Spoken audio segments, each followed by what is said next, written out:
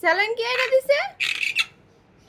হ্যাঁ, স্যালাইন খাইয়া আমারটা খাইয়া আবার আমারে মারে, লজ্জা নাই? আবার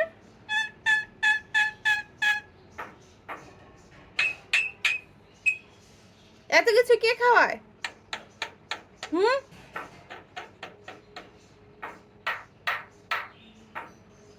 আমি খাওয়াই না? রুটি কে খাওয়ায়? কেক কে খাওয়ায়? কে খাওয়ায়? হ্যাঁ, সব কিছু খাইয়াও ভুলা যায়। হুম,